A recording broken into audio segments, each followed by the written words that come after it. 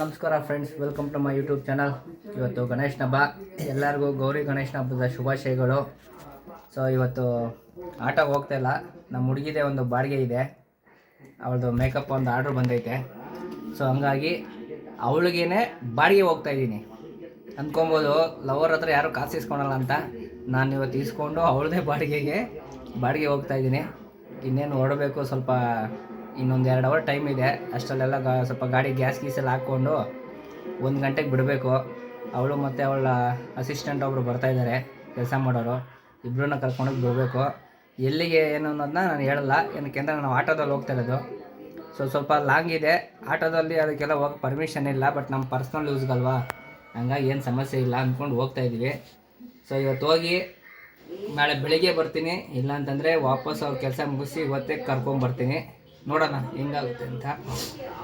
So ಯಾರ್ಯಾರು ಹಬ್ಬ ಮಾಡ್ತಾಯಿದ್ದೀರಾ ಎಲ್ಲ ಚೆನ್ನಾಗಿ ಮಾಡಿ, ಗಣೇಶನ ಕುಣಿಸಿ ಚೆನ್ನಾಗಿ ಟಮಟೆ ಸಾಂಗಿಗೆಲ್ಲ ಡ್ಯಾನ್ಸ್ ಮಾಡಿಕೊಂಡು ಎಂಜಾಯ್ ಮಾಡಿಕೊಂಡು ಹುಷಾರಾಗಿ ಗಣೇಶನ ನೀರಲ್ಲಿ ವಿಸರ್ಜನೆ ಮಾಡಿ. ಸೊ ಇನ್ನೊಂದು ಸ್ವಲ್ಪ ಟೈಮ್ ಇದೆ, ಹೊಡೋಣ ಬನ್ನಿ. ಅಂದವೇ ಹೋಗ್ತಾ ಸಿಗೋಣ. ನಮ್ಮ ಹುಡುಗಿನ ಇವತ್ತು ನಾನು ವಿಡಿಯೋದಲ್ಲಿ ಪರಿಚಯ ಮಾಡಿಸ್ಕೊಡ್ತೀನಿ. ಫ್ರೆಂಡ್ಸ್, ಇವಾಗ ಗ್ಯಾಸೆಲ್ಲ ಹಾಕ್ಸ್ಕೊಂಡೆ, ಫುಲ್ ಟೈಮ್ ಮಾಡಿಸ್ಕೊಂಡೆ. ನೋಡ್ಬೋದು ಗ್ಯಾಸ್ ಬಂಕಲ್ಲಿ ಬೇರೆ ಪ್ರಸಾದ ಕೊಟ್ಟರು ಇವತ್ತು, ಗಣೇಶನ ಕುಣಿಸೋರಂತೆ ಗ್ಯಾಸ್ ಬಂಕಲ್ಲಿ. ಸೊ ಏರೆಲ್ಲ ಹಿಡ್ಕೊಂಡೆ. ಇನ್ನೇನಿದ್ರು ಇವಾಗ ಟೈಮ್ ಆಲ್ಮೋಸ್ಟ್ 12 ಗಂಟೆ ಆಗ್ತಾ ಬಂತು. ಮನೆ ಹೋಗಿ ಊಟ ಮಾಡಿಕೊಂಡು ಶಿಸ್ತಾಗಿ ಹೊಂಟ್ರೆ ಒಂದು 2 ಅವರ್ಸು 1 ಅವರ್ ಏನೋ ತೋರಿಸ್ತಾ ಇದೆ. ನೋಡಬೇಕು, ಇಲ್ಲಿಂದ ಹೋಗೋ ಅಷ್ಟರಲ್ಲಿ ಟ್ರಾಫಿಕ್ ಜಾಮ್ ಎಷ್ಟೊತ್ತಾಗುತ್ತೋ ಗೊತ್ತಿಲ್ಲ. ನಮ್ಮ ಹುಡುಗಿಗೆ ಫೋನ್ ಮಾಡಿದ್ದೆ, ಮನೆಯಲ್ಲಿ ರೆಡಿಯಾಗಿದ್ದಾಳಂತೆ. ಹೋಗ್ತಾ ಸಿಗೋಣ ಮಾತಾಡಿಕೊಂಡು. ಫ್ರೆಂಡ್ಸ್, ಹೊರಟಿದ್ದೀವಿ. 54 ಕಿಲೋಮೀಟ್ರ್ ತೋರಿಸ್ತಾ ಇದೆ. ನಮ್ಮ ಹುಡುಗಿ ಏನೋ ಮಾಡ್ತೈತೆ, ಕಾಣಿಸ್ತಿದ್ದಾಳೆ ಇವಾಗ ಗೊತ್ತಿಲ್ಲ. ಹಾಯ್ ಮಾಡ್ತೀನಮ್ಮ. ಕಾಣಿಸ್ತಾಯಿದೆ ಇವಾಗ ಗೊತ್ತಿಲ್ಲ, ನೋಡೋಣ. ಇವಾಗ ಹೊರಡ್ತಾ ಇದ್ದೀವಿ. 2 ಅವರ್ಸ್ ತೋರಿಸ್ತಾ ಇದೆ. ಇನ್ನೊಬ್ರನ್ನ ಪಿಕಪ್ ಮಾಡಬೇಕು. ನಮ್ಮ ಹುಡುಗಿ ಏನೋ ಬ್ಯುಸಿ ಆಗೋಳೆ ಮ್ಯಾಪ್ ನೋಡಿಕೊಂಡು. ಅವಾಗ ಇನ್ನೊಬ್ರನ್ನ ಪಿಕಪ್ ಮಾಡಿಕೊಂಡು ಸಿಗೋಣ ಬನ್ನಿರಿ. ನನ್ನ ಜೀವನದ ಅತ್ಯಂತ ಕೆಟ್ಟ ದಿನ ಇವತ್ತು, ಯಾಕೆಂದರೆ ನನಗೆ 5 ವರ್ಷದಲ್ಲಿ ಇವತ್ತು ಆಗಿರೋ ಥರ ಯಾವತ್ತೂ ಆಗಿಲ್ಲ. ಫ್ರೆಂಡ್ಸ್, ಕ್ಲಚ್ ಬೇರೆ ಕಟ್ಟಾಗೋಯ್ತು. ಅರ್ಧ ದೂರ ಬಂದಿದೆ, 14 ಕಿಲೋಮೀಟ್ರ್ ಬಂದಿದ್ದೀನಿ. ಕ್ಲಚ್ ಕಟ್ಟಾಗೋಯ್ತು. ನಮ್ಮ ಹುಡುಗಿರಲ್ಲಿ ನಿಂತವ್ರೆ. ಅಣ್ಣನ ಹತ್ರ ಬಂದಿದ್ದ ತಕ್ಷಣ ಪಾಪ ಏನೋ ಕೆಲಸ ಮಾಡ್ತಾಯಿದ್ರು, ಬಿಟ್ಬಿಟ್ಟು ನೋಡೋಣ ಇರೋ ನನ್ನ ಹತ್ರನೇ ಇರಬೇಕೇನೋ ಅಂತ ಚೆಕ್ ಮಾಡಿದ್ರು. ಆಮೇಲೆ ನೋಡಿದ್ರೆ ಇಲ್ಲೆಲ್ಲ ಪಾಪ ಹುಡುಕಿದ್ರು, ಅದರೊಳಗಡೆ ಯಾವುದು ಸಿಕ್ಕಿಲ್ಲ. ತಿರ್ಗಾ ಆಮೇಲೆ ಇರು ನನ್ನ ಹತ್ರ ಒಳಗಡೆ ಇರಬೇಕು, ಚೆಕ್ ಮಾಡ್ತೀನಿ ಅಂತ ಹೋದರು. ಕ್ಲಚ್ ವೈರ್ ಕಟ್ಟಾಗೋಯ್ತು ನೋಡಿ. ಏನು ಎಲ್ಲರೂ ಹೋಗೋ ಟೈಮಲ್ಲಿ ಹಿಂಗಾಗೋಯ್ತು, ಸಿಕ್ಕಾಬಟ್ಟೆ ಬೇಜಾರಾಗೋಯ್ತು. ಸೊ ಪಾಪ ನಮ್ಮ ಹುಡುಗಿರು ವೆಯ್ಟ್ ಮಾಡ್ತೈತೆ, ಬೇಜಾರಾಗೋಯ್ತು. ಅನ್ನ ಈಗ ತರಕ್ಕೆ ಹೋಗೋರೆ. ನೋಡೋಣ, ಎಲ್ಲರೂ ಹೋಗ್ಬೋಗಿ ಹಿಂಗೆ ಆಗ್ಬಿಟ್ರೆ ಸಿಕ್ಕಾಬಟ್ಟೆ ಬೇಜಾರಾಗ್ಬಿಟ್ರೆ. ಟೈಮ್ ಇದೆ ಇನ್ನೂ ಹೋಗೋದಕ್ಕೆ, ಅದೇ ನೋಡೋಣ. ಹಣ ತರ್ತಾವ್ರೆ. ವೈರ್ ಕಟ್ಟಾಗಿದೆ, ಬಟ್ ಅದು ಸಟ್ಟು ಚೆನ್ನಾಗೈತೆ.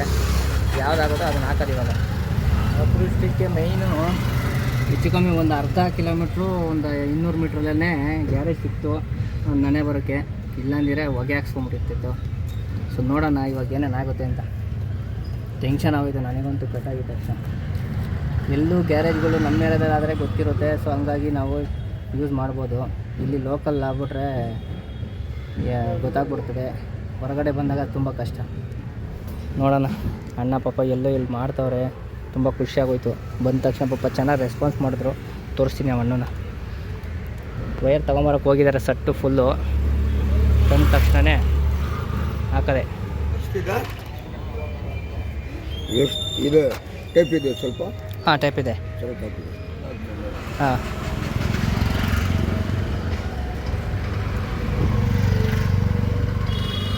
ಎಷ್ಟು ಅದು ಫುಲ್ ಸೆಟ್ಟು? ಯಾವುದು ಇದು? ಏನು ಕಮ್ಮಿ ಸರ್, ಅಷ್ಟು ಹಾಂ ಕೊಡ್ರಿ, ಒಂದು 200 ರೂಪಾಯಿ ಕೊಡ್ರಿ. ಅಲ್ಲ, ಅದು ಫುಲ್ ಸೆಟ್ ಆದರೆ ಎಷ್ಟು, ಇದು ಚಿಕ್ಕ ವೈರ್ ಆದರೆ ಎಷ್ಟು ಅಂತ? ಯಾವುದು? ಆ ಚಿಕ್ಕ ಒಳಗಡೆ ಇವಾಗ ಕಟ್ಟಾಗಿತ್ತಲ್ಲ, ಅದೇ ತಾನೇ ಕಟ್ಟಾಗಿರೋ ಚಿಕ್ಕದು? ಮುಂದೆ ಬಟನ್ ಕಟ್ಟಾಗೋದು. ಬಟನ್ ಓಕೆ, ಪರವಾಗಿಲ್ಲ. ಬಟನ್ ಹತ್ರ ಕಟ್ಟಾಗೋದು. ಇದು ಸೆಂಟ್ರ್ನಲ್ಲಿ ಈ ವೈರ್ಗಳು ಬಟನ್ ಹತ್ರನೇ ಕಟ್ಟಾಗೋದು. ಅಯ್ಯೋ, ತಲೆ ಕೆಟ್ಟೋಯ್ತು. ಸ್ವಲ್ಪ ಕ್ಲಬ್ ಕುಟ್ಬಿಡಿ ತಾಳಿ.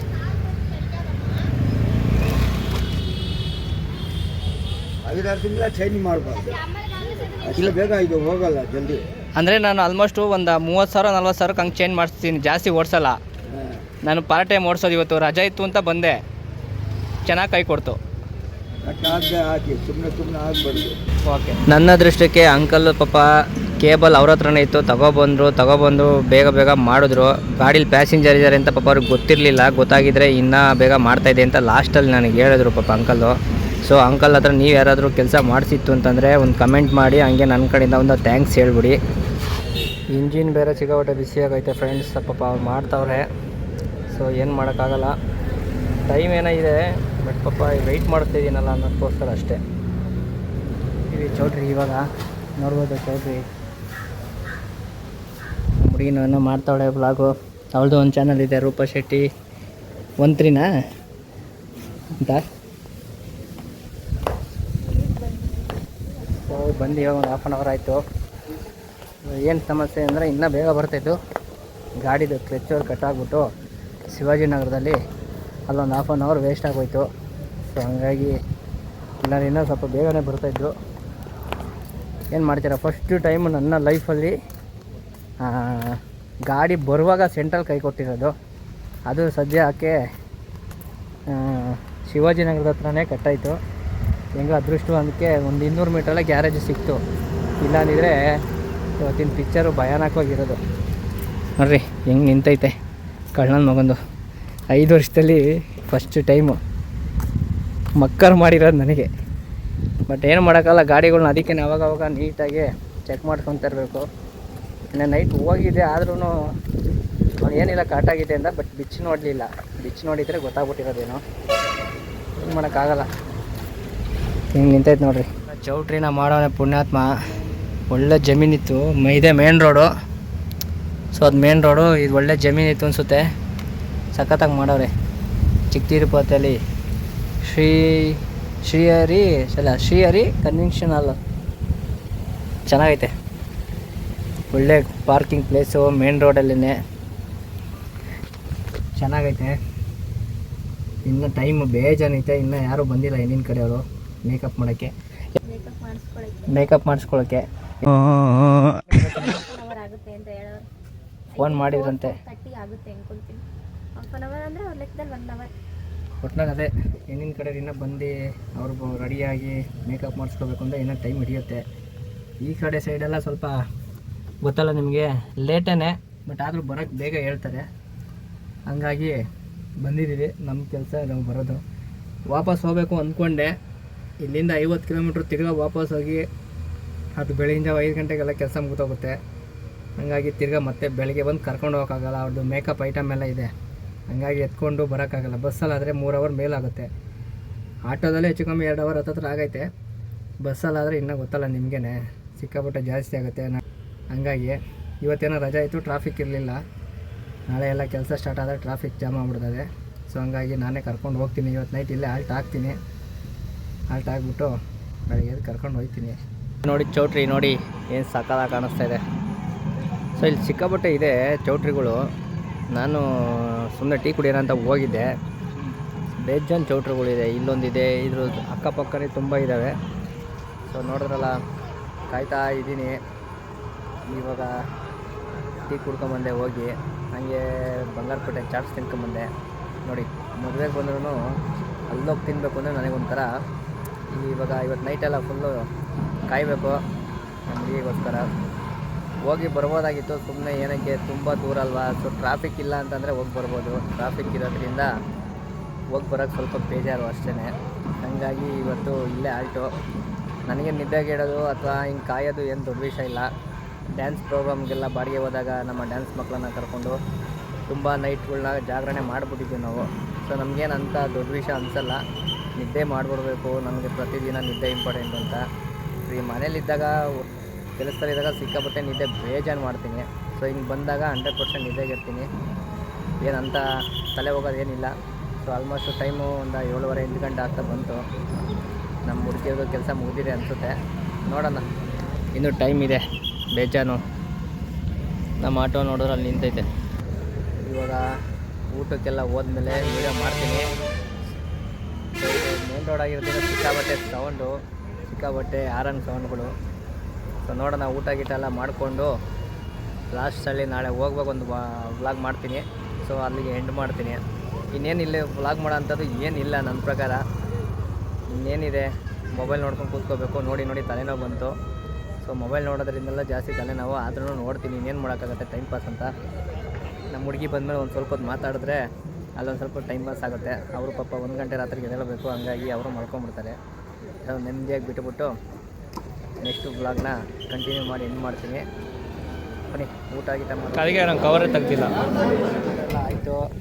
ಒಬ್ಬಿಟ್ಟು ಊಟ ಚೆನ್ನಾಗಿ ತಿನ್ಕೊಂಡು ಬಂದು ಕೂತಿದ್ದೀನಿ. ಇನ್ನೇನು ಮಲ್ಕೊಬೇಕು.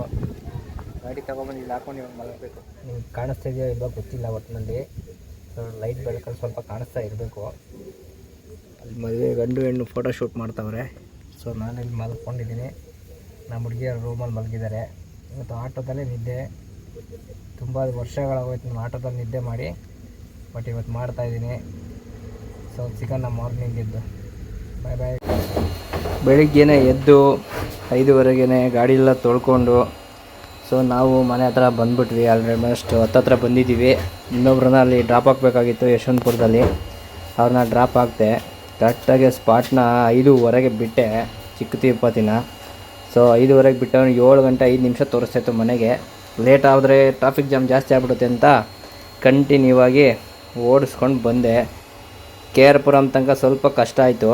ಅದಾದಮೇಲೆ ಈ ಕಡೆಗೆ ಫುಲ್ಲು ಸ್ವಲ್ಪ ಖಾಲಿ ಇತ್ತು ರೋಡು, ಎಲ್ಲೂ ಹಂಪ್ಸಿಲ್ಲ, ಸಿಗ್ನಲ್ ಇಲ್ಲ. ಗೊರಗುಂಟೆಪಾಳ್ಯ ತನಕಲ್ಲೂ ಸಹ ನಾನ್ ಸ್ಟಾಪಲ್ಲಿ ಹೊಡ್ಕೊಂಬಂದೆ. ಸೊ ನಿದ್ದೆ ಬೇರೆ ಇರಲಿಲ್ಲ. ನೈಟಲ್ಲಿ ಆಟೋದಲ್ಲಿ ಮಲಗೋಕ್ಕಾಗಲಿಲ್ಲ. ಒಂದು ಸೊಳ್ಳೆಗಳು ಕಾಟ, ಹೆವಿ ಸೊಳ್ಳೆಗಳು. ಆಮೇಲೆ ಮದುವೆಯಲ್ಲಿ ಸೌಂಡೆಲ್ಲ ಇರುತ್ತಲ್ಲ, ಹಂಗಾಗಿ ಸಿಕ್ಕಾಬಟ್ಟೆ ತೊಂದರೆ ಆಗೋಯ್ತು. ನಿದ್ದೆ ಮಾಡೋಕ್ಕೆ ಆಗಿಲ್ಲ. ಒಂದು ಹಾಫ್ ಆನ್ ಅವರ್ 1 ಅವರ್ ಕರೆಕ್ಟಾಗಿ ನಿದ್ದೆ ಮಾಡಲಿಲ್ಲ ನಾನು. ನೀವು ಯಾರಾದರೂ ಫಸ್ಟ್ ಟೈಮ್ ನನ್ನ ಚಾನಲ್ನ ನೋಡ್ತಾ ಇದ್ದರೆ ದಯವಿಟ್ಟು ಸಬ್ಸ್ಕ್ರೈಬ್ ಮಾಡ್ಕೊಳ್ಳಿ. ಹಂಗೆ ಲೈಕ್ ಮಾಡಿ, ಶೇರ್ ಮಾಡಿ, ಕಮೆಂಟ್ ಮಾಡಿ. ಆಟೋದ ಬಗ್ಗೆ ಏನಾದರೂ ಇನ್ಫಾರ್ಮೇಷನ್ ಇತ್ತು ಅಂದರೆ ಕೇಳಿ. ನನಗೆ ಗೊತ್ತಿರೋಂಥ ಮಾಹಿತಿನ ಮಾತ್ರ ನಾನು ಹೇಳ್ತೀನಿ. ಸೊ ಇಷ್ಟು ಹೇಳ್ತಾ ಸಿಗೋಣ ನೆಕ್ಸ್ಟ್ ಇನ್ನೊಂದು ಬ್ಲಾಗಲ್ಲಿ. ಹೊಸ್ದಾಗಿ ಬಂದಿರೋ ನಮ್ಮಂಥವ್ರಿಗೆ ಸಪೋರ್ಟ್ ಮಾಡಿ. ಏನೇ ತಪ್ಪಿದ್ರೂ ಸಹ ಮಾತಾಡುವಲ್ಲಿ ಕ್ಷಮಿಸ್ಬಿಡಿ. ಸೊ ಬಾಯ್ ಬಾಯ್. ಮತ್ತೆ ಭೇಟಿಯಾಗೋಣ. ನಮಸ್ಕಾರ.